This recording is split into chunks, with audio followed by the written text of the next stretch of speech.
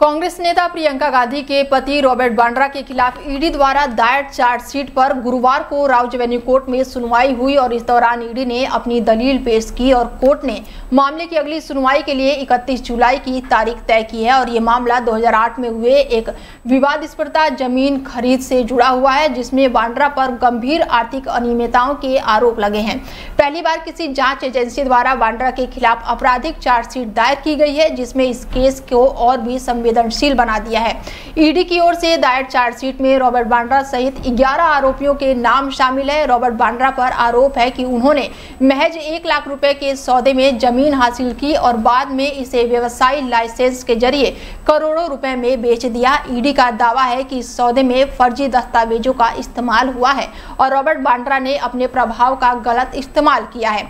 जांच एजेंसी ने रॉबर्ट वाड्रा और उनकी संस्थाओं से संबंधित कई अचल संपत्तियों को कुर्क कर लिया है और इनकी कीमत 37 करोड़ रुपए है। और 24 जुलाई को हुई सुनवाई में ईडी ने चार्जशीट से जुड़ी सभी दलीलें कोर्ट के सामने रखी।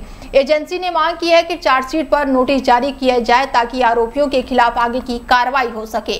कोर्ट ने इस पर अभी कोई फैसला नहीं सुनाया है और मामले को 31 जुलाई तक के लिए स्थगित कर दिया है।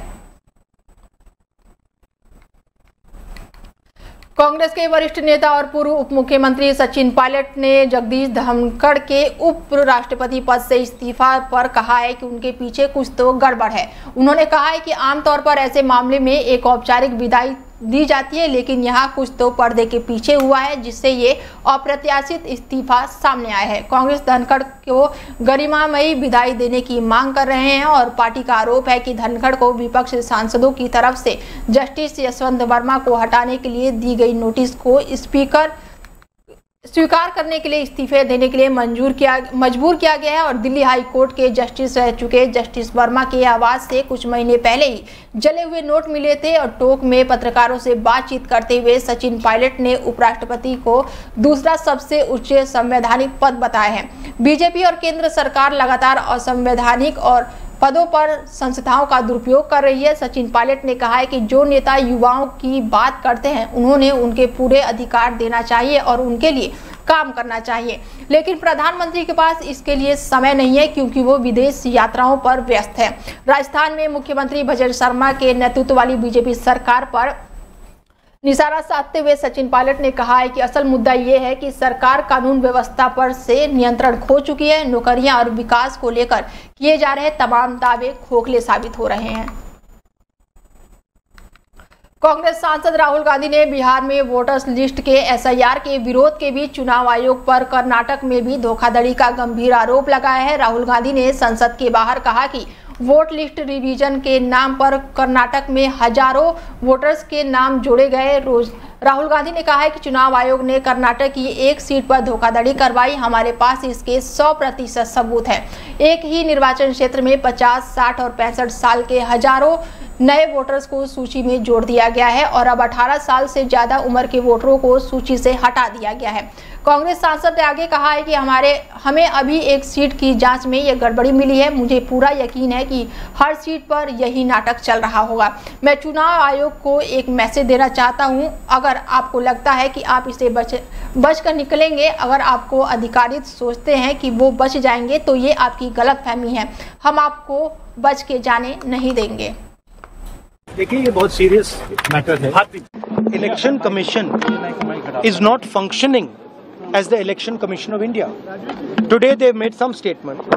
This is complete nonsense, right? The fact of the matter is that Election Commission is not doing its job. Now we have concrete 100% proof of Election Commission allowing cheating in a seat in Karnataka. Not 90%. When we decide to show it to you, it is 100% proof. Okay? And we just looked at one constituency and we found this. And I'm absolutely convinced that constituency after constituency, this is the drama that is taking place. Bharat और और Britain ने आज नया इतिहास लिख दिया है और दोनों देशों ने ऐतिहासिक मुक्त व्यापार समझौता यानी कि FTA पर हस्ताक्षर किए, जिससे व्यापारिक समेत आम लोगों को बड़े फायदे होंगे। इसी के साथ बाजार पहुंचने बढ़ने के साथ द्विपक्षीय व्यापार में सालाना लगभग 34 अरब अमेरिकी डॉलर में की वृद्धि होगी। भारत ब्रिटेन में मुक्त व्यापार समझौता 2030 तक दोनों अर्थव्यवस्थाओं के बीच व्यापार को दोगुना करके 120 अरब अमेरिकी डॉलर तक पहुंचाने में भी मदद करेगा।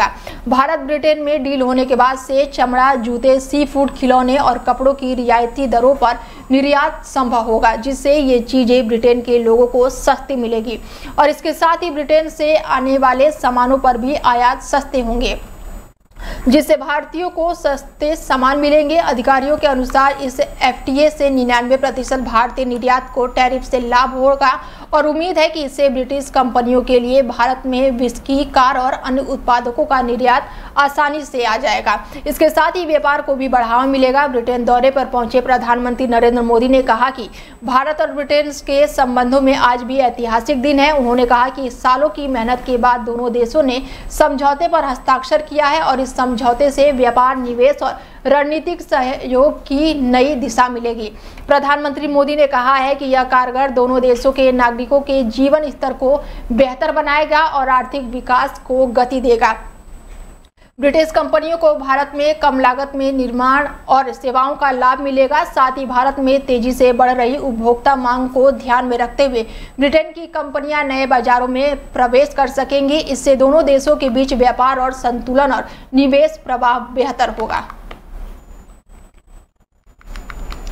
खबर यूपी के नोएडा से है, जहां पर गंगा शॉपिंग कॉम्प्लेक्स में आकांक्षा स्टोर की नई शुरुआत की गई है। आकांक्षा स्टोर का उद्घाटन चीफ सेक्रेटरी की पत्नी रश्मि सिंह, उत्तर प्रदेश अध्यक्ष आकांक्षा समिति द्वारा किया गया है और इस मौके पर गौतम बुद्ध नगर के जिला अधिकारी मनीष वर्मा की पत्नी अंकित राज वर्मा और जिला अधिकारी CEO नोएडा प्राधिकरण भी मौके पर मौजूद रहे। आकांक्षा स्टोर से ऐसी महिलाओं को सशक्त बनाने की मंशा है जो महिला अपने प्रोडक्ट खुद बनाती हैं और बिना मिलावट के ऑर्गेनिक प्रोडक्ट को स्टोर में आज से रखकर बिक्री शुरू कर दी गई है। जेवर ऑर्गेनिक के साथ मिलकर आकांक्षा स्टोर का शुभारंभ किया गया और इससे पहले आकांक्षा समिति द्वारा लखनऊ में आकांक्षा स्टोर की शुरुआत की गई थी। शहर के समाज सेवी संगठन कार्यक्रम में मौजूद रहे।